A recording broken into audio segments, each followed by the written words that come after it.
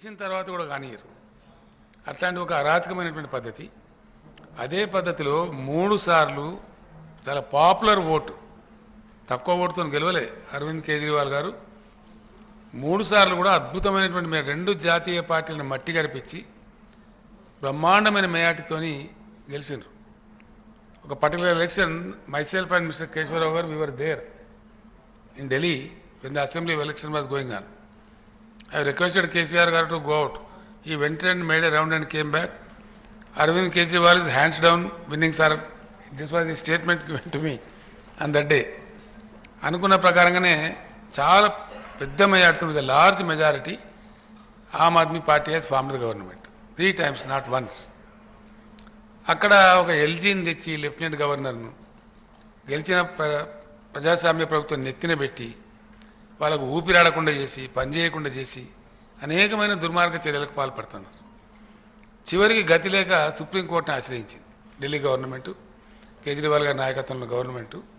సుప్రీంకోర్టును ఆశ్రయిస్తే supreme court larger bench, చిన్న బెంచ్ కూడా కాదు, 5 మెంబర్ జడ్జి ఉన్నటువంటి చీఫ్ జస్టిస్తో కూడుకున్న బెంచు స్పష్టమైన ఆదేశం ఇచ్చింది. చాలా స్పష్టంగా కుండ బద్దలు కొట్టినట్టుగా రాష్ట్ర ప్రభుత్వం ప్రజల చేత ఎన్నుకోబడిన ప్రభుత్వ కిందనే అధికారులందరూ పనిచేయాలి. వాళ్ళ ట్రాన్స్ఫర్స్ కానీ, మంచి కానీ, చెడ్డ కానీ, వాళ్ళ నియంత్రణ కానీ ఖచ్చితంగా రాష్ట్ర ప్రభుత్వం చేతుల్లోనే ఉండాలి, not in the hands of governor అని చాలా స్పష్టంగా ఆదేశం ఇచ్చింది. దాన్ని అమలు చేయకుండా ఒకటి గెలిచిన ప్రభుత్వాన్ని పనిచేయకపోవడమే అరాచకం. దాని మీద ఎల్జీని తీసుకొచ్చి కూర్చోబెట్టడం మరింత నియంతృత్వ వైఖరి. చివరికి సుప్రీంకోర్టు జడ్జిమెంట్ ఇస్తే ఆ సుప్రీంకోర్టును జడ్జిమెంట్ను కూడా కాలరాసే విధంగా చాలా భయంకరంగా ఒక ఆర్డినెన్స్ తెచ్చినారు. అది మరీ దుర్మార్గం. అంటే చివరికి సుప్రీంకోర్టు జడ్జిమెంట్కి కూడా అతిగతి లేకపోతే అంటే ఎమర్జెన్సీ రోజులు గుర్తుకొస్తున్నాయి. ఏ ఎమర్జెన్సీకి వ్యతిరేకంగా నరేంద్ర మోడీ గారు, బీజేపీ నాయకులు గొంతు చించుకొని మాట్లాడతారో ఎగ్జాక్ట్ ఇదే జరిగింది కదా ఎమర్జెన్సీకి ముందు.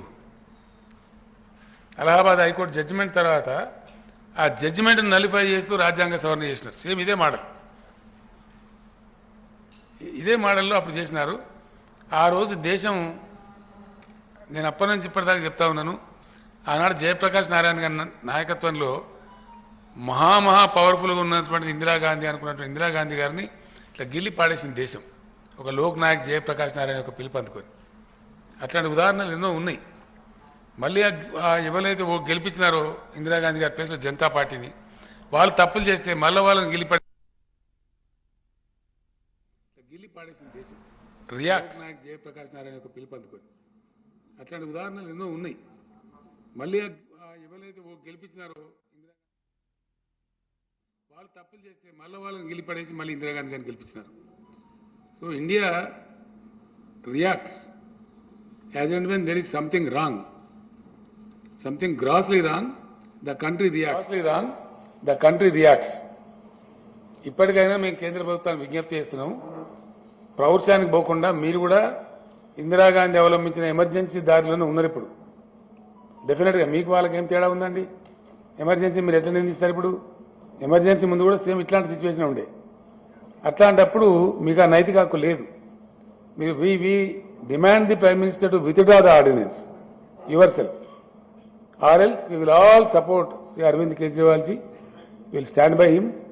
ఆ ఆర్డినెన్స్ను ఓడించడానికి ఖచ్చితంగా లోక్సభలో, రాజ్యసభలో మాకున్న శక్తి అంతా ప్రయోగించి ఆర్డినెన్స్ను ఫెయిల్ చేస్తాం, పాస్ కాకుండా చేస్తాం. కాబట్టి ఇప్పటికైనా కేంద్ర ప్రభుత్వం కళ్ళు తెరిచి you withdraw the ordinance yourself, unnecessary don't make an issue. Let the government leave, let the government work. కొన్ని మంచి పనులు జరిగినాయి ఢిల్లీలో. నేను వెళ్ళినప్పుడు కూడా కేజ్రీవాల్ గారు స్వయంగా నన్ను తీసుకెళ్లి చూపెట్టినారు. అక్కడ మొహల్లా క్లినిక్స్ కానీ, స్కూల్స్ కానీ, అక్కడ డ్రింకింగ్ వాటర్ సిస్టమ్ కానీ, అదేవిధంగా చాలా చక్కగా ఎలక్ట్రిసిటీ రంగంలో కొంత రాయితీలు ఇవ్వడం కానీ. Modi government today has insulted the people of the state of Delhi. I can say without iota of doubt, it is insult to the state.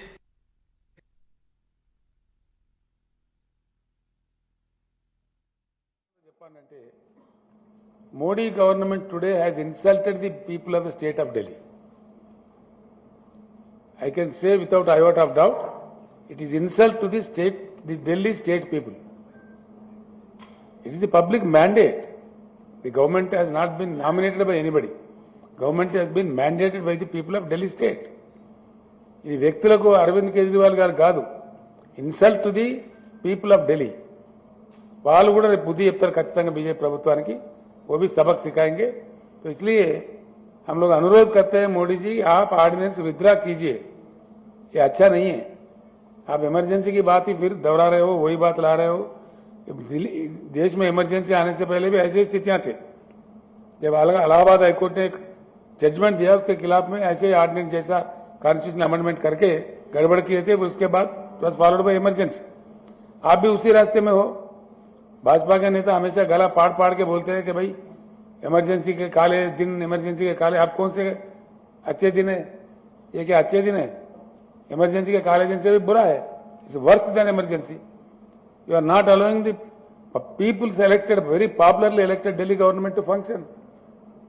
Even you are not able to honor the Supreme Court judgment. Then what else? Not honoring the Supreme Court larger bench judgment means going towards your journey is towards emergency only. Is the country will refute. ये आपको सबक सिखाएगा. अभी कर्नाटक में सिखाया लोगों ने, आगे पूरे देश में सिखाएगा. इसीलिए हम अनुरोध करते हैं कि विड्रा कर लो अपने आप. जैसा आप किसानों का कानून, भूमि अध्यादेश का कानून, वो सारा विड्रा कर लिए थे. आप तो माफी के सौदागर हो, तो इसीलिए बेटर है अपने आप में विड्रा करो. आपने जो जंग छेड़ा है बिल्कुल गलत जंग छोड़ा है. इसीलिए हम आपके साथ ही है, राजनीति में आपके समकालीन साथी है. इसलिए सुझाव भी देते हैं. अच्छा नहीं है आपके लिए, ना ही लोकतंत्र के लिए, ना देश के लिए, ना आपके लिए, किसी के लिए भी अच्छा नहीं है. बेटर है the prime minister and the government in center today shall withdraw the ordinance without any further loss of time. Otherwise, we will unitedly fight. I think the whole system will support Sri Kejriwal ji, because it is a question of the existence of the democratic system in the country. It is a threat to the democracy. It is a challenge to the democracy, which is not supposed to be in a big country like India. It cannot be tolerated. The government of India should come to senses and withdraw the ordinance. Kejriwal garu. आज हम लोग हैदराबाद में आए और हैदराबाद के honourable CM Rao साहब से मुलाकात हुई. काफ़ी लंबी मुलाकात हुई, काफ़ी अच्छी चर्चा हुई. सबसे पहले मैं राव साहब का हमारी पूरी टीम की तरफ से बहुत बहुत शुक्रिया अदा करना चाहता हूं कि उन्होंने हमें हमारे साथ टाइम निकाल के मुलाकात की और इतना प्यार और सम्मान हम लोगों को दिया. I am all of us are very very very grateful to him. हमने अपनी पूरी बात उनके सामने रखी और जैसा भी उन्होंने कहा कि दिल्ली के लोगों को न्याय दिलाने के लिए वो, उनकी पार्टी और उनकी पूरी सरकार दिल्ली के लोगों के साथ है. ये बात केवल दिल्ली की नहीं है, ये बात देश के जनतंत्र को बचाने की है. जो अध्यादेश पारित किया गया है वो देश के जनतंत्र के खिलाफ है, संविधान के खिलाफ है. सो उनके सपोर्ट से हमें बहुत ताकत मिली है और हम इस सपोर्ट के लिए मैं पूरे दिल्ली के लोगों की तरफ से उनका तहे दिल से शुक्रिया अदा करना चाहता हूँ. हमारी सरकार दिल्ली में पहली बार जब 2015 में बनी थी, फरवरी 2015 में दिल्ली में हमारी सरकार बनी थी. फरवरी 2015 में सरकार बनी और 23 मई को, मात्र 3 महीने के बाद, मोदी सरकार ने एक नोटिफिकेशन लाके हमारी सारी पावर छीन ली 3 महीने में. तो अब ब्यूरोक्रेसी के ऊपर पहले, हमारे से पहले शीला दीक्षित जी की सरकार थी. शीला दीक्षित जी का पूरा कंट्रोल था ब्यूरोक्रेसी के ऊपर. Transfer, posting, disciplinary action, creation of new posts, so जितने सर्विस रिलेटेड मैटर्स हैं, शीला दीक्षित जी का पूरा कंट्रोल था. हमारी सरकार आने के बाद 23 मई 2015 को उन्होंने नोटिफिकेशन लाके ये सारी पावर छीन ली. तो as a chief minister of Delhi I can not even transfer post, education secretary, health secretary, deputy secretary, मैं कुछ नहीं कर सकता. वो सारी पावर छीनने के बाद 8 साल तक दिल्ली के लोगों को उन्होंने अपंग करके रखा. हम दिल्ली के लोग 8 साल तक कोर्ट दर court, high court, supreme court लड़ते रहे. 8 साल की हमारी लड़ाई के बाद 11 मई को, अभी पिछले कुछ दिन पहले, सुप्रीम कोर्ट ने सुप्रीम कोर्ट की संविधान कॉन्स्टिट्यूशन बेंच ने 5 जजों ने मिलकर 5-0 से दिल्ली के लोगों के हक में फैसला दिया। 8 साल की लड़ाई के बाद दिल्ली के लोगों को न्याय मिला कि उनकी चुनी हुई सरकार को काम करने का अधिकार मिला। हमें 8 साल लग गए उस नोटिफिकेशन को कैंसिल कराने में और न्याय लेने में। उसके 8 दिन के अंदर 11 मई को ऑर्डर आया सुप्रीम कोर्ट का। 19 मई को मोदी सरकार ने ऑर्डिनेंस लाके सुप्रीम कोर्ट के ऑर्डर को निरस्त कर दिया, पलट दिया। पूरे देश भर में लोग कह रहे हैं कि जिस देश का प्रधानमंत्री सुप्रीम कोर्ट को नहीं मानता, सुप्रीम कोर्ट के आदेश को नहीं मानता, फिर न्याय लेने के लिए लोग कहां जाएंगे? अगर देश का प्रधानमंत्री कहता है कि मैं सुप्रीम कोर्ट के आदेश को नहीं मानता और कानून लाके वो आदेश को पलट देता है, तो फिर तो न्याय के लिए कोई जगह नहीं बच जाती है। कहां जाएंगे फिर लोग न्याय लेने के लिए? फिर तो कोई अंतिम चीज ही नहीं है। वो प्रधानमंत्री जी कहते हैं मैं नहीं मानता सुप्रीम कोर्ट को, ऐसे देश कैसे चलेगा? ये तो बिल्कुल गलत है। अब ये अध्यादेश लाके वापस सारी पावर छीन ली, तो एक तरह से जैसे अभी राव साहब ने बिल्कुल सही बोला, ये अध्यादेश दिल्ली के लोगों का अपमान है, घोर अपमान है। एक तरह से प्रधानमंत्री जी ये कह रहे हैं कि तुम जो मर्जी सरकार चुनो, मैं उसको काम नहीं करने दूंगा। तो दिल्ली के लोगों को चैलेंज कर रहे हैं प्रधानमंत्री मोदी जी कि मैं तुम जो मर्जी सरकार चुनोगे मैं काम नहीं करने दूंगा। और ये बात केवल दिल्ली के लोगों की नहीं है, पूरे देश में हम लोग देख रहे हैं कि अगर किसी राज्य के अंदर लोग नॉन बीजेपी गवर्नमेंट बना देते हैं तो उसको काम नहीं करने देते। या तो 3 तरीके अपनाते हैं, या तो वहां पे एमएलए खरीद लेते हैं दूसरी पार्टी के, सरकार गिरा देते हैं। कितना हमने देखा, कितनी जगह पे देखा, एमएलए खरीद के सरकार गिरा देते हैं। या एमएलए तोड़ लेते हैं, ईडी भेज के, सीबीआई भेज के, डरा के एमएलए तोड़ लेते हैं, सरकार गिरा देते हैं।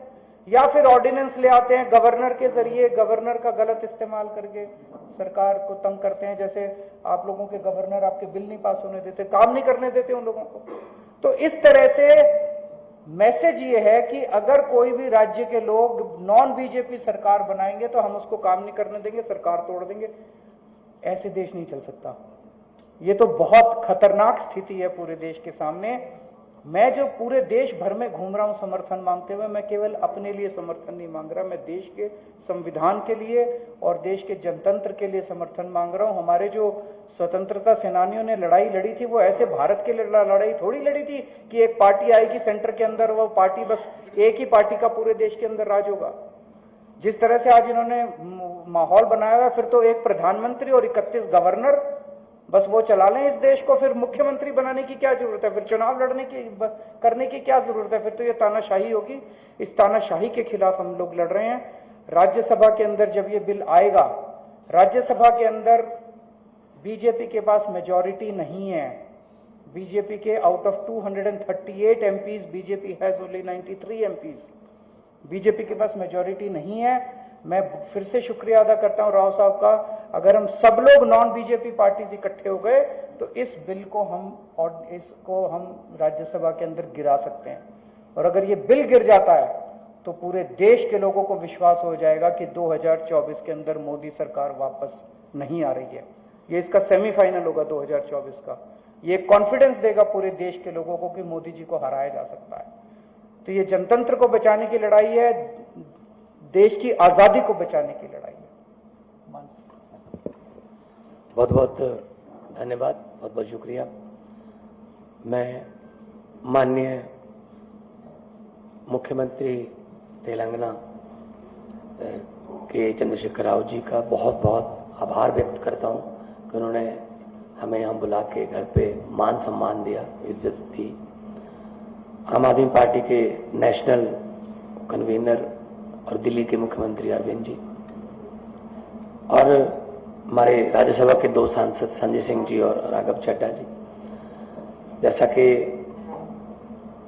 राव साहब ने, अरविंद केजरीवाल साहब ने बता ही दिया कि देश के लोकतंत्र को बचाने की लड़ाई हम लड़ रहे हैं। एलजी जो है वो सिलेक्टेड है और दिल्ली की गवर्नमेंट इलेक्टेड है। तो डेमोक्रेसी में इलेक्टेड जो लोग हैं वो फैसले लेते हैं, ना कि सिलेक्टेड। तो दिल्ली का तो पहले से ही ये कर रहे हैं, पूर्व राज्य का दर्जा नहीं है, लेकिन फुल स्टेट्स को भी तंग किया जा रहा है। हमने पंजाब में 92 सीट्स जीती आउट ऑफ 117, इतना बड़ा मैंडेट है। हमें बजट सेशन बुलाना था मार्च में, हमें गवर्नर ने मना कर दिया, मैं परमिशन नहीं दूंगा बजट सेशन की, तो हम कहां जाएं? तो बजट सेशन के बिना मतलब स्टेट कैसे चलेगी? तो हम सुप्रीम कोर्ट गए, सुप्रीम कोर्ट से चीफ जस्टिस साहब ने ऑर्डर दिया कि जी बजट सेशन होने दो, और उसके बाद एक और जो बात हुई कि जी जो काउंसिल ऑफ मिनिस्टर द्वारा लिखा जाता है प्राप्तियां गवर्नमेंट की कि हमने ये कही, वो कहता है उसमें मैं माई गवर्नमेंट नहीं कहूंगा। हमने कहा जी आप ही तो सम्मान कर रहे हो विधानसभा, आप माई गवर्नमेंट नहीं कहोगे तो क्या कहोगे? कहते मैं दिस गवर्नमेंट कहूंगा। फिर सुप्रीम कोर्ट जाना पड़ा कि जी माई गवर्नमेंट तो बोलना पड़ेगा इनको। तब जाके उन्होंने सुप्रीम कोर्ट ने कहा कि you have to read it word by word, you can not change. जैसे तमिलनाडु में कर लिया था, स्टालिन जी के पास जो उन्होंने लिख के दिया था वो और था, गवर्नर कुछ और बोल रहा था। तो मतलब ये हैरानी की बात ये है कि जो राज्य भवन है स्टेटों में वो बीजेपी के ऑफिस बन गए, और राज्यपाल जो है वो स्टार का पेजर बन गए बीजेपी के। तो इस गवर्नरी सिस्टम को उन्होंने मिसयूज किया है, हर जगह पे करते हैं। आपके बिल रोक रखे हैं स्टेट के, हमारे बिल रोक रखे हैं। वहां पे स्टालिन साहब का चिट्ठी आई थी हमें कि हमें सपोर्ट करो, हमारे बिल रोक रखे हैं। केरला में तंग कर रहे हैं, ममता दीदी उनको तंग कर रहे हैं। मतलब इन्होंने मन बना रखा है, जैसा कि अरविंद जी ने कहा, अगर इलेक्शन से नहीं जीते तो बाई इलेक्शन से जीत जाते हैं, कि मतलब बंदे तोड़ो और बाई इलेक्शन करा लो और कर लो। तो ये बहुत फेडरल स्ट्रक्चर के लिए बहुत घातक है, और देश बचाने की लड़ाई लड़ रहे हैं। हमारे हजारों जो स्वतंत्रता सेनानी थे उन्होंने अपना खून दिया, खून का कतरा कतरा देके हमें देश दिया, हमें आजादी लेके दी। लेकिन ऐसी आजादी के लिए आज उनकी आत्मा तड़पती होगी कि ऐसी आजादी के लिए तो नहीं हमने कुर्बानी दी थी जो जिस तरीके से देश को चला रहे हैं। तो हम यहाँ पे आए हैं और राज्यसभा में, और जब से शक्तियां छीनी हैं लोगों ने 2020 में फिर चुन लिया आम आदमी पार्टी को। तो मतलब लोग लाइन में खड़े होकर वोट डालते हैं, डेमोक्रेसी है। तो उसके और उसके बाद सुप्रीम कोर्ट के फैसले को नहीं मान रहे, तो ये बहुत ही गलत मैसेज है जो है। वैसे तो हम biggest democracy of the world अपने आपको कहलाते हैं, लेकिन अगर देखा जाए तो ये काम नहीं करने दे रहे। आज नीति आयोग की बैठक हम नहीं गए, अरविंद जी भी नहीं गए, हम नहीं गए। कारण क्या? वहां क्या करना है? फोटो खिंचवाने जाते हैं। मैंने तो चिट्ठी में लिख के भेजी थी, मैंने कहा मेरे पिछले साल वाले भाषण को इस बार भी वही मान लिया जाए, क्योंकि कुछ पिछले साल जो मांगा था वो तो दिया नहीं। आरडीएफ के पैसे नहीं दिए, एनएचएम के पैसे नहीं देते, स्टेट का जो हक बनता है वो देते नहीं है। नीति आयोग में हम फोटो खिंचवाने जाएंगे क्या?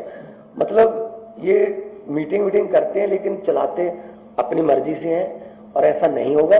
भारत एक गुलदस्ता है, गुलदस्ते में हर किस्म के फूल होते हैं, हर फूल का अपना रंग, अपनी सुगंध होती है। ये चाहते हैं एक ही जैसे फूल हो बस, लेकिन ऐसा नहीं चलेगा।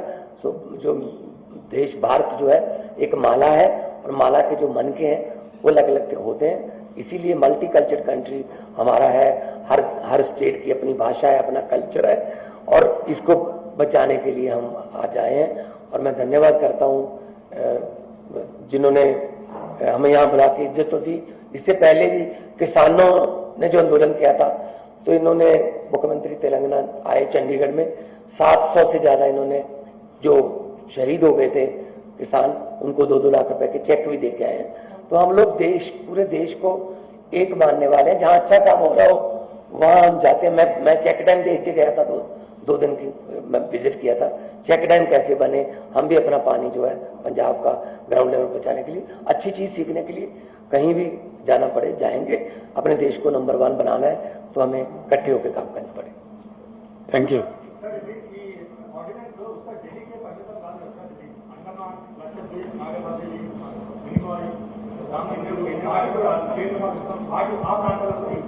इसका आता याद కదా ఢిల్లీలో ఎలక్టెడ్ గవర్నమెంట్ ఉంది, అండమాన్కు ఢిల్లీకి చాలా డిఫరెన్స్ ఉంది.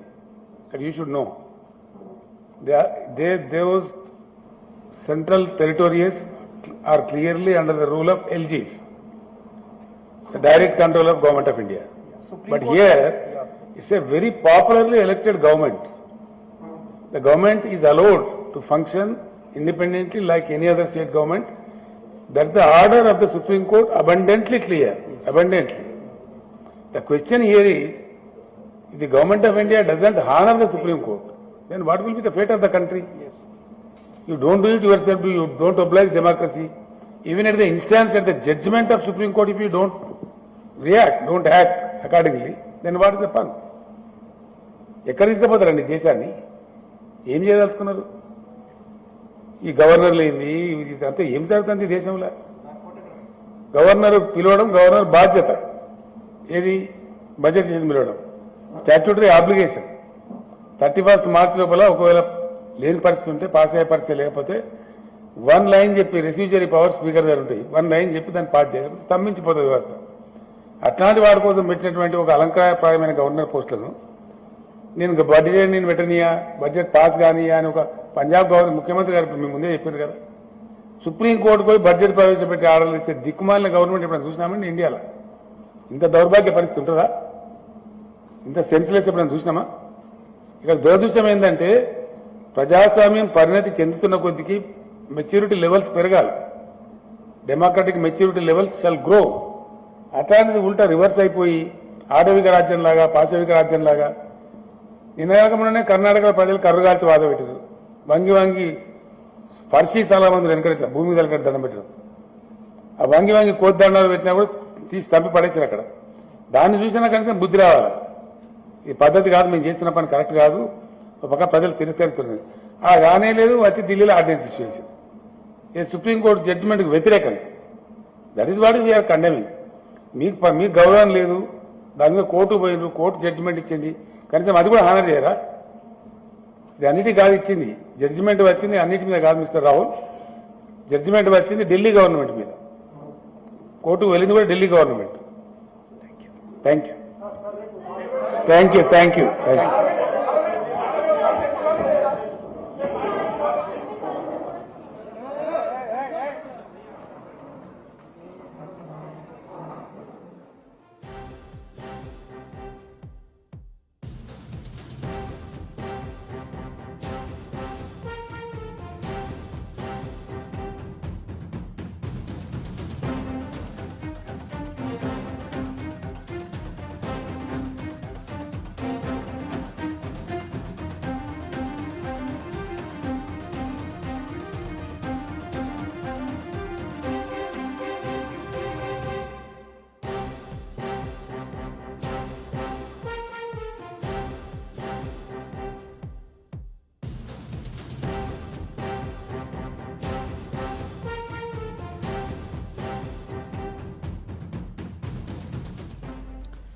గవర్నర్ పదవి అలంకారం మాత్రమే అన్నారు కేసీఆర్. సుప్రీంకోర్టుకు వెళ్తే కానీ బిల్లులు పాస్ చేయరా అని ప్రశ్నించారు. ఇలాంటి దుర్మార్గం ఎక్కడైనా ఉందా అని ప్రశ్నించారు KCR.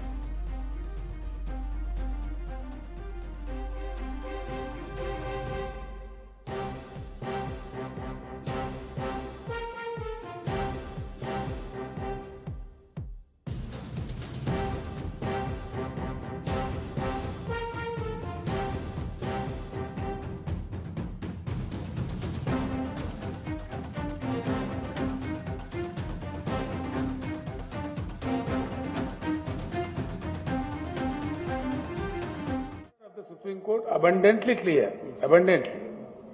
The question here is, if the Government of India doesn't honor the Supreme Court, then what will be the fate of the country? Yes.